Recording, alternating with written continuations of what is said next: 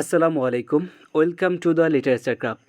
আশা করি সকলে ভালো আছেন। আজকে আমি আলোচনা করব ইংরেজি সাহিত্যের জেনার নিয়ে। আমরা জানি যে ইংরেজি সাহিত্যের বেসিক এলিমেন্টসের ফর্ম থেকে সাহিত্যের প্রধান ৩টি শাখা আছে, যেগুলো হলো পোয়েট্রি, ড্রামা অ্যান্ড প্রোজ। তো এখন এই ৩টি ফর্মকে আবার অনেকগুলো শাখায় ভাগ করা হয়েছে। Ancient writer and philosopher Aristotle তার গ্রন্থে সাহিত্যের এই শ্রেণীবিন্যাস করে দেখিয়েছে। সেখান থেকে আমরা মূলত এই জেনার বা শাখা পেয়ে থাকি। তো পোয়েট্রির শাখাগুলোকে একত্রে আপনার জেনার বলে, ড্রামার ও প্রোজের ক্ষেত্রেও সেম। তো এই সকল জেনারগুলো নিয়ে আলোচনা করতে গেলে আমার দীর্ঘ একটি ভিডিও হবে, যেটা ৩-৪ ঘন্টা হয়ে যাবে। তো সেটা এক ভিডিওতে কভার করা সম্ভব হবে না। এজন্য আমি প্রথমে পোয়েট্রির জেনারগুলো আলাদা আলাদা করে আলোচনা করব, এরপর ড্রামার জেনারগুলো আলাদা আলাদা আলোচনা করব, এরপর প্রোজেরগুলো সেভাবে করে আগাবে। তো প্রথমে আমরা পোয়েট্রির জেনারগুলো জানবো। তো পোয়েট্রির জেনার হচ্ছে sonnet, ode, elegy, epic, ballad, satire. এই প্রত্যেকটি জেনারকে আলাদা আলাদা করে আমি আলোচনা করব। তো প্রথমে আমরা সনেট আলোচনা করব। সনেট নিয়ে একটি ভিডিওই হবে এবং পরবর্তী ভিডিওতে আপনারা ওড এবং তার পরবর্তীতে এলিজি এবং এপিক এগুলো পেয়ে যাবেন প্লেলিস্ট থেকে। তো আমরা প্রথমে সনেট সম্পর্কে জানব। সনেট কি, আর এর গঠন কেমন, এবং কি কি এলিমেন্টস থাকলে একটি কবিতাকে আমরা সনেট বলবো। তো শুরু করা যাক। সনেট মূলত 14 লাইনে একটি সংবদ্ধ কবিতা, যার এই 14 লাইনের মধ্যেই লুকিয়ে থাকে প্রেম, দর্শন, সময়, মৃত্যু সব কিছু। এছাড়াও এতে নির্দিষ্ট রাইম স্কিম থাকে, নির্দিষ্ট মিটার থাকে, যেটাকে ছন্দের প্যাটার্ন বলা হয়, এবং এটি সাধারণত একটি এখানে কেন্দ্রীয় ভাব থাকে, যেটাকে আমরা থিম বলে চিনি। তো সনেটের কোর এলিমেন্টসগুলো যদি আমরা আলোচনা করি, তাহলে সনেট সম্পর্কে আমরা একটা পিওর এবং গিয়ে ক্লিয়ার একটা ধারণা পাবো। তো সনেটের কোর এলিমেন্টস থেকে যদি আলোচনা করি, প্রথমে আসে লাইন স্ট্রাকচার। সনেট মানে 14 লাইন, এটা তো একটা আইডেন্টিটি।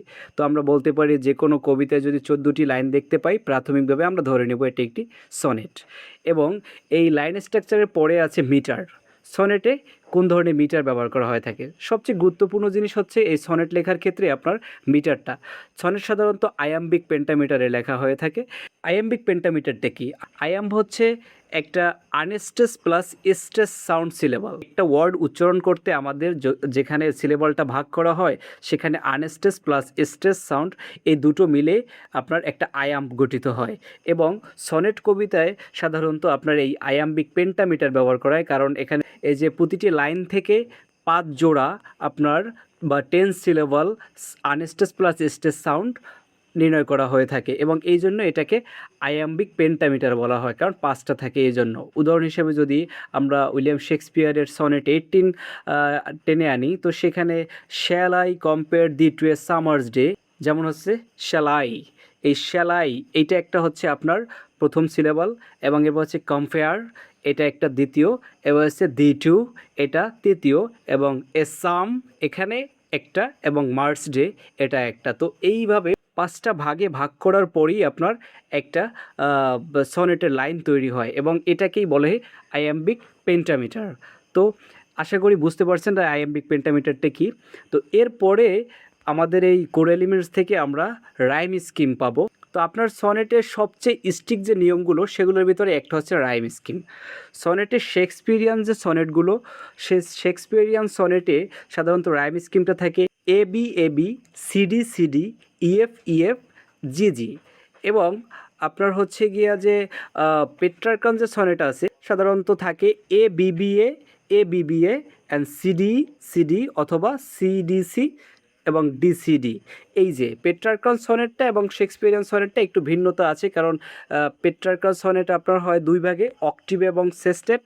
আর শেক্সপিয়ারিয়ান যে সনেট, সেটা হয় আপনার 4 লাইন করে করে 3টা ভাগ, এবং লাস্টের 2 লাইন হচ্ছে আলাদা। তো এই রাইম স্কিমের পরে আমরা পরবর্তীতে পাই ভোল্টা। ভোল্টা হচ্ছে টার্ন অথবা টুইস্ট। সনেটের সবচেয়ে ইন্টারেস্টিং অংশ এটা। শেক্সপিয়ারিয়ান যে সনেটটা, শেক্সপিয়ারিয়ান সনেটের এই টুইস্টটা লাস্ট কপলেটে মানে শেষ 2 লাইনে এই টুইস্টটা দেখানো হয়, এবং যে পেট্রার্কান সনেট আছে, সেই পেট্রার্কান সনেটে আপনার 9ম লাইনে গিয়ে মানে যে সেস্টেট ভাগ করেছে, অক্টিভ অ্যান্ড সেস্টেট ভাগ করেছে, প্রথম 8 লাইনকে অক্টিভ এবং পরবর্তী 6 লাইনকে আপনার সেস্টেট বলা হয়। তো সেটা পরে আরও আলোচনা করতেছি। তো এই নবম যে লাইনটা আপনি সেস্টেটের প্রথম লাইন, এখানে গিয়ে আপনি এই টুইস্টটা পাবেন। যেমন উদাহরণ যদি বলি যে প্রথমে কবিতার প্রেমের কথা বলছে এবং তারপরে হঠাৎ বাস্তবতা বা সমস্যা তুলে ধরছে। ঠিক আছে, এই যে বাস্তবতা বা সমস্যা তুলে ধরে টার্ন বা ভোল্টা হিসেবে পরিচিত। তো এরপরে আসি আমরা সনেটের থিম। তো সনেট সাধারণত ডিল করে থাকে প্রেম, সময়, মৃত্যু, সৌন্দর্য ইত্যাদি বিষয় নিয়ে। যেমন উইলিয়াম শেক্সপিয়ারের সনেট 18 এটা আপনার প্রেম এবং সৌন্দর্য নিয়ে আলোচনা করেছে। এরপর আমরা যদি আলোচনা করি সনেট কয় ধরনের হতে পারে, তো সনেট মূলত 3 ধরনের। একটা হচ্ছে পেট্রার্কান সনেট, শেক্সপিয়ারিয়ান এবং স্পেন্সারিয়ান। তো এই তিনটেই হচ্ছে সনেটের মূলত ধরন। তো আমরা প্রথমে যদি পেট্রার্কান সনেট কি সেটা নিয়ে আলোচনা করি। তো পেট্রার্কান যে সনেটটা আছে এটাকে মূলত দুইটা পার্টে ভাগ করা হয়, অক্টিভ অ্যান্ড সেস্টেট। অক্টিভ হচ্ছে প্রথম 8 লাইন এবং সেস্টেট হচ্ছে পরবর্তী যে 6 লাইন থাকে সে 6 লাইন, মোট 14 লাইনের এই কবিতাটা। এবং এই পেট্রার্কাল সনেটের বৈশিষ্ট্য হচ্ছে আপনার নবম যে লাইনটা মানে অক্টিভ শেষ হওয়ার পরবর্তী সেস্টেট শুরু হওয়ার যে প্রথম লাইনটা, সেই লাইনটায় আপনি টুইস্ট পাবেন এবং টার্ন পাবেন। প্রথম যে ধারায় কবিতাটা যায় সে ধারা একদম সম্পূর্ণ উল্টে যায় এবং ওখানে গিয়ে সে বাস্তবতা অথবা সমস্যা সেটা তুলে ধরে। তো এরপরে আসি আমরা শেক্সপিয়ারিয়ান সনেটে। এই যে শেক্সপিয়ারিয়ান সনেটের স্ট্রাকচারটা হচ্ছে আপনার 3 কোয়াট্রান্স থাকবে, মানে 4 লাইন 4 লাইন 4 লাইন, এই 12 লাইন হচ্ছে একটা ভাগ এবং লাস্টের হচ্ছে 2 লাইন নিয়ে একটি কপলেট। তো এটা রাইম স্কিমটা আগেও বলেছি, রাইম স্কিমটা হবে আপনার A B A B, C D C D, E F E F, G G. ঠিক আছে, তো এই যে আপনার লাস্টের যে 2 লাইন এটি হচ্ছে আপনার একটা স্ট্রং কনক্লুশন দেবে এবং এটাকে কপলেট বলে শেক্সপিয়ারিয়ান সনেটে। তো এই ছিল মূলত শেক্সপিয়ারিয়ান সনেট নিয়ে আলোচনা। তো এরপরে আমরা আসি পরবর্তী ধাপ, যেটা হচ্ছে স্পেন্সারিয়ান সনেট। এই স্পেন্সারিয়ান সনেট এবং শেক্সপিয়ারিয়ান সনেট এই দুইটা মূলত একই রকমের, কারণ এটার স্ট্রাকচারও সেম। এটাও প্রথম হচ্ছে 3 কোয়াট্রান্সে ভাগ করা হয় এবং লাস্টে কপলেট রাখা হয়, সেখানে টুইস্ট বা ভোল্টা ইউজ করা হয়। তো আমরা সনেট সম্পর্কে জানলাম, এবার আসি কী কী লিটারারি ডিভাইস এই সনেটে আলোচনা করা হয়।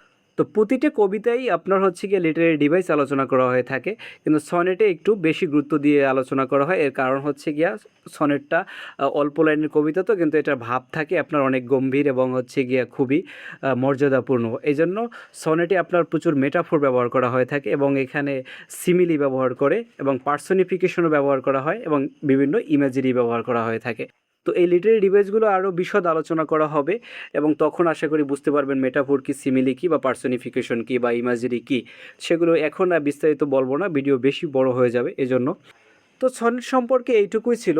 এখন আমরা যদি একটু উদাহরণ নিয়ে যাই, যেমন শেক্সপিয়ারিয়ান সনেট বা সেখান থেকে যদি সনেট 18 আলোচনা করি, সনেট 18-এ কিন্তু আপনার প্রথম লাইনটা ছিল shall I compare thee to a summer's day. তো এইখানে কিন্তু আপনার থিম ব্যবহার করা হয়েছে কি, লাভ অ্যান্ড বিউটি। এই কবিতার ভিতরে কিন্তু মেটাফোর ব্যবহার করা হয়েছে। এখানে কিন্তু কবি তার যে লাভার, সে লাভারকে কিন্তু সামারের সাথে তুলনা করেছে এবং সে বলেছে যে shall I compare thee to a summer's day. এখানে এই যে এবং এই কবিতার টোনটা ছিল অ্যাডমাইরেশন। ঠিক আছে, মানে হচ্ছে তার প্রশংসা নিয়ে। তো এবং এই কবিতায় কিন্তু আপনার এন্ডিং যে কপলেট, যে লাস্ট 2 লাইন, সেই 2 লাইনের মাধ্যমে এই কবিতার কনক্লুশনে পৌঁছায় এবং সেখানে বোঝায় যে আপনার বিউটি নেভার ফেডস, যে আপনার সৌন্দর্য সেটা কখনো ম্লান হবে না। তো আশা করি সনেট সম্পর্কে আমরা বুঝতে পেরেছি এবং এর পরবর্তীতে আমরা এই যে পোয়েট্রির জেনার আছে সে জেনার থেকে বাকি অংশগুলো যেমন ওড, ইলেজি, ব্যালাড, স্যাটায়ার ইত্যাদিগুলো আলাদা আলাদা ভিডিওতে আমি আলোচনা করব। আশা করি সেখানে এই বিষয়গুলো খুব ভালো করে বুঝতে পারবেন।